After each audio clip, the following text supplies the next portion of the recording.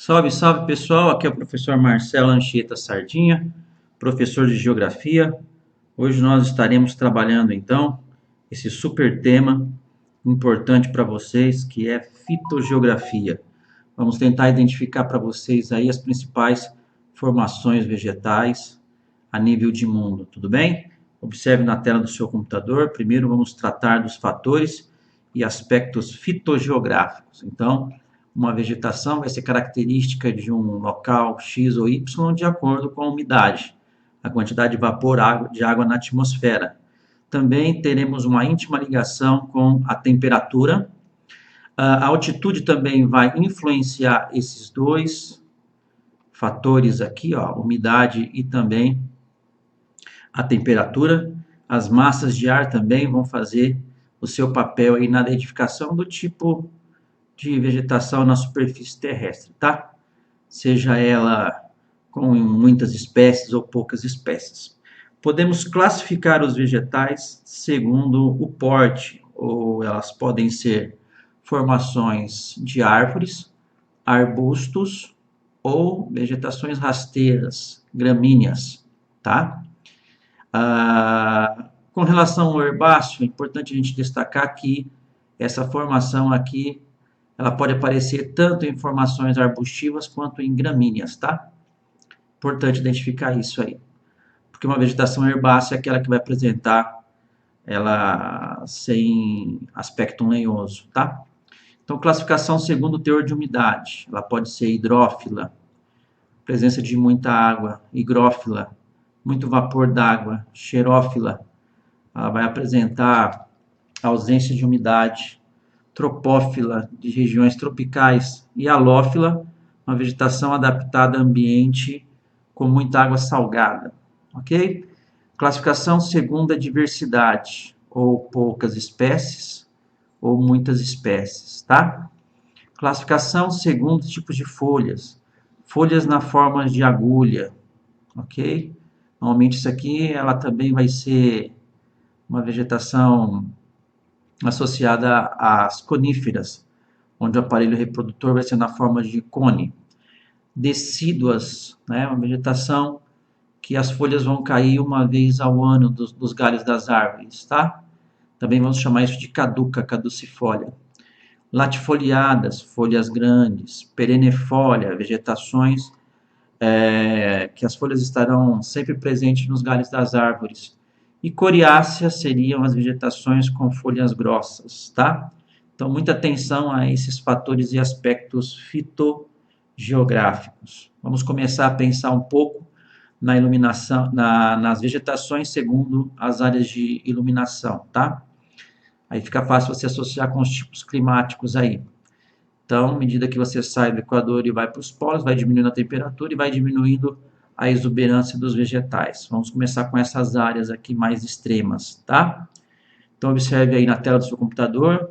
Eu vou levar você a entender um pouco sobre essas regiões polares, quais as vegetações nós vamos encontrar nessas regiões que estão entre os círculos polares e os polos, tá? Tanto no hemisfério norte quanto no hemisfério sul. Então vamos lá, vamos começar aqui a pensar nessas vegetações. Então nós vamos ter nas extremidades as vegetações de tundra e podemos ter também no limite a floresta boreal, tá? Vamos identificar mais esse tipo de vegetação no hemisfério norte, porque no hemisfério sul nós não temos quase nenhuma forma aí de vegetação dentro dessa perspectiva, né? Porque o hemisfério sul seria o hemisfério das águas e o hemisfério norte é o hemisfério das terras, ok? Então vamos lá, vamos continuar e vamos ver aí quais são essas vegetações. Comecemos pelas tundras, né? Tundras são essas vegetações, então, que nós encontramos nesse limite entre os círculos polares. Pode aparecer também em regiões onde você tem altitude, tá? Então a tundra pode aparecer na Cordilheira dos Andes, pode aparecer aqui na região do Himalaia, onde tiver altitude pode aparecer isso aí. Então, à medida que você tem a diminuição das baixas temperaturas no hemisfério norte, seja no clima polar ou clima frio, o gelo recua e surge essa vegetação rasteira, né, formada por musgos e líquens. Essa é a tundra, tá? Importante entendermos que nessas regiões vão existir um tipo de solo bem particular, que é o chamado permafrost, que é um solo, vamos dizer assim, congelado. Tá? Então, regiões frias, a vegetação comum, então, é a tundra. Tá? Vamos lá.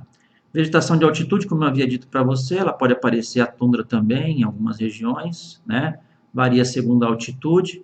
Temos aqui os climogramas que identificam isso, bem frio. Então, em regiões de altitude, derreteu o gelo, surge essa vegetaçãozinha aqui, ó, rasteira, formada por musgos e líquens, seria a vegetação de tundra, tá?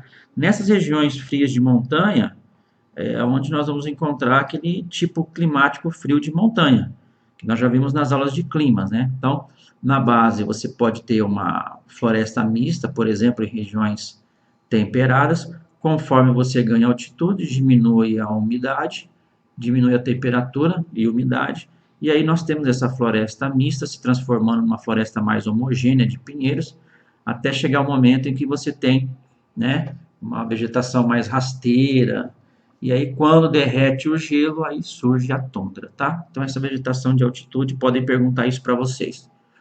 Vamos então para o mundo temperado. Mundo temperado esse então, que vai ser estabelecido pelos trópicos, certo? E os círculos polares, seria essa área que nós vamos tentar identificar mais uma vez. A maior quantidade de vegetações que nós vamos avaliar é mais no hemisfério norte, tá? Então vamos lá, vamos pensar isso aí juntos. Vamos pensar aqui então no mapinha de vegetação a nível de mundo. Então nós temos tundra, né? E nesse limite aqui temos já uma floresta um pouco mais densa. Vimos as vegetações de altitude em algumas áreas. E aí nós vamos ver as vegetações que encontramos nessas regiões, né, que vão dos trópicos até os círculos polares, tanto no hemisfério norte quanto no hemisfério sul. É bem simples a floresta temperada, a floresta boreal. Podemos encontrar a vegetação mediterrânea e podemos encontrar outras formações vegetais aqui, como floresta mista, enfim, tá? Vamos passar por elas agora aí. Vamos começar então pela floresta boreal, que é nesse limite. O tipo climático vai ser o frio, ok? É uma vegetação homogênea, de apenas uma espécie, formada por pinheiros, também conhecida como taiga, ou coníferas, né? As vegetações com as folhas na forma, o aparelho reprodutor na forma de um cone. E temos ela podendo ser chamada também de floresta boreal, porque em grande parte ele está no hemisfério norte, como é o caso da Rússia aqui. Tá? Vegetações que acontecem a partir de 50, 60 graus, 70 graus de latitude norte, então muito utilizada para a produção de celulose em algumas regiões do globo, aqui no Canadá, também no extremo norte da Ásia e da Rússia. Tá? Então, muita atenção aí para a floresta boreal. Do ponto de vista da vegetação das regiões temperadas, temos a floresta temperada.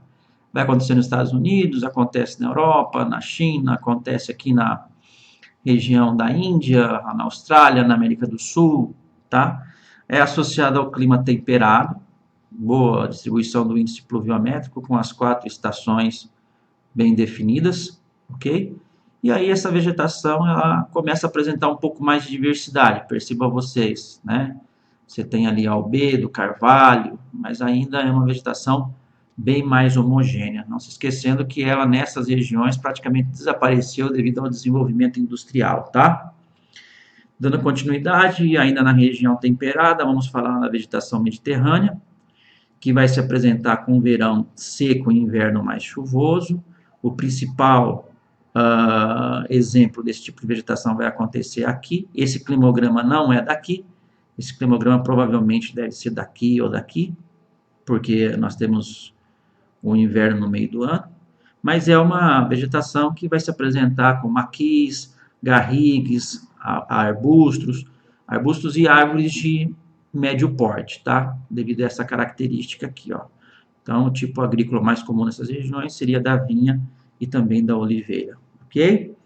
Dando continuidade, vamos falar de estepes e pradarias, vegetações formadas por espécies de gramíneas, podem aparecer no centro-oeste dos Estados Unidos, em várias regiões da Ásia e da Europa, também na Austrália, na África, e aqui no sul do Brasil se apresenta com a campanha gaúcha, tá? O clima normalmente dessas regiões é o temperado, pode aparecer o subtropical. Quando você tem um baixo índice pluviométrico, aí você vai chamar isso de estepe. Quando o clima é um pouco mais úmido, você vai chamar isso de pradaria, mas as características seriam essas, ó.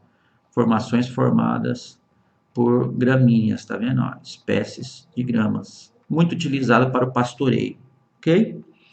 Vamos falar um pouquinho agora das vegetações do mundo tropical, que seriam essas áreas aqui, né, nessas regiões entre os trópicos, que é muito quente, muito úmida, às vezes pode até ter ela bastante quente, sem umidade, aí surgem os desertos.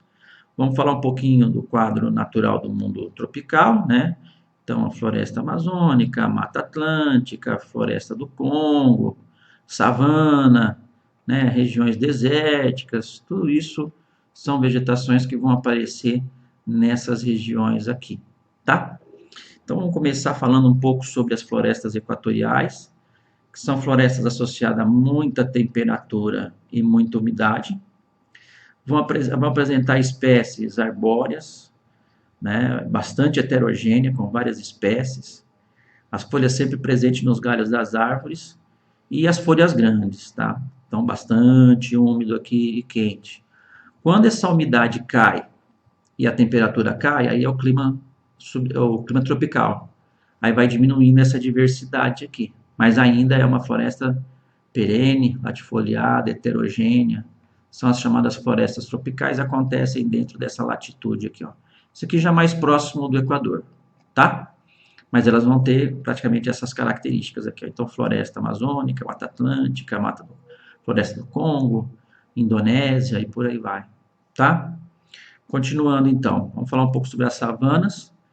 Vegetação que no Brasil é apresentada na forma de cerrado, clima tropical, verão chuvoso e inverno mais seco. As espécies vão ser arbustivas e gramíneas, com praticamente aí algumas árvores esparsas umas das outras, tá? Na África, essa região de savana aqui vai apresentar animais de grande porte, tá bom? No Brasil é o nosso cerrado aí que nós conhecemos e vamos aprofundar mais para frente. Formações desérticas, tá? Então, primeira coisa importante destacar é que deserto não se associa à temperatura, é a falta de umidade. Então, temos desertos quentes, desertos frios, né? Desertos costeiros, como o deserto da Califórnia, quente, né? Deserto de Vitória, aqui do Kalahari. Desertos frios seria da Patagônia, os costeiros da Atacama, deserto de Taklamakan, né? Mais frio. Então, assim, deserto é falta de umidade. Aqui você tem um exemplo de deserto quente. Aqui ele é um pouco mais frio, ó, tá vendo? Tá? Então, o grande lance é esse. O grande lance é você entender que nós temos aí essas formações com características de ausência de umidade. Então, é importante destacarmos os principais desertos a nível de mundo, tá bom? Bom, importante também nós falarmos de hotspots, porque quando pensamos em vegetações, é importante nós destacarmos aí que existe no mundo regiões de alta biodiversidade, que estão passando por problemas que envolvem ação antrópica, tá? Então, biodiversidade e risco de extensão, são os hotspots, né? Então, peguemos aqui algumas regiões do globo, né? Sejam elas entre áreas dos círculos polares até os trópicos e entre os trópicos, né? Perceba que no Brasil nós temos o Cerrado e a Mata Atlântica, uma região que vem passando por esse processo de devastação, tá? De extinção. São os chamados hotspots, tá bom? Então aqui, pessoal, nós terminamos nossa aula de fitogeografia mundial. Espero que você tenha gostado, faça bom proveito. Muito obrigado e até a próxima. Até mais.